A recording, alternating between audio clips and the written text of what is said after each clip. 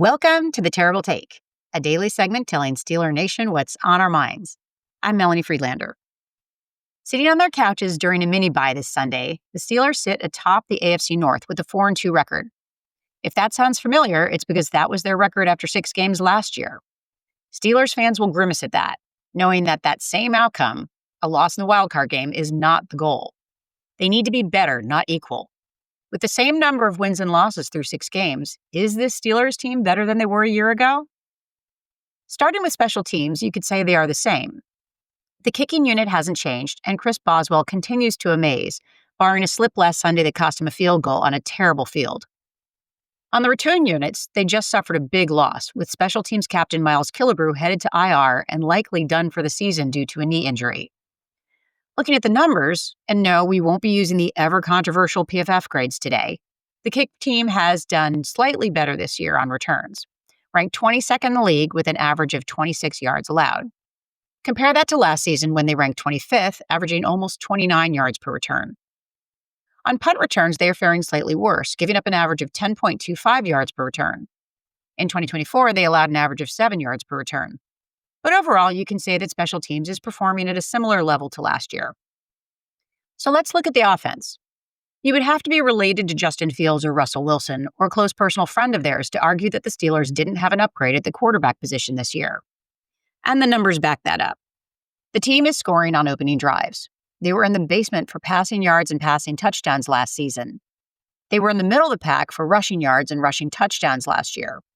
Through 7 weeks, the team is still near the bottom of the leaderboard for rushing, but the last 2 games have shown a significant improvement in the run game. And even though Rodgers hasn't been racking up passing yards, the Steelers are pretty average there. The team is 3rd in the league for passing touchdowns. Obviously, some of those numbers are impacted by the Steelers playing Thursday night, but they also are 1 game behind teams that haven't had their bye week. Bottom line, the offense is better than they were this time last year. In fairness, the Steelers did post better numbers once Russell Wilson took over in Week 7. And then things went bad at the end of the year.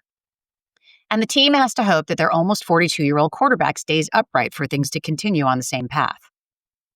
And that leaves the defense. What was predicted to be a historic defense, and also the highest overall paycheck in the league, has given us a Dr. Jekyll and Mr. Hyde performance so far this season. The same team that forced 5 turnovers to secure the win against New England ranks 3rd in the league for that stat. Fantastic. They were dominant and a key factor in the win over the Vikings. They've also given up a league almost worst when it comes to yards allowed, pass completions, and first downs. And that's where you really see the difference from last season, where the Steelers' defense kept things closer to the league average.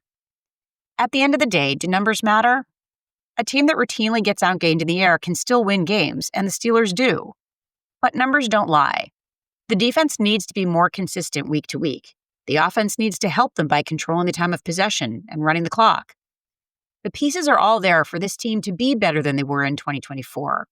Mike Tomlin was right that the ugly defensive performance against the Bengals doesn't and won't define the 2025 Pittsburgh Steelers. And this defense, loaded with talent, has plenty of opportunities to show us that.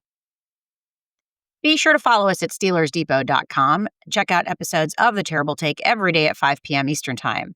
And check out The Terrible Podcast with Dave Bryan and Alex Kozora every Monday, Wednesday, and Friday.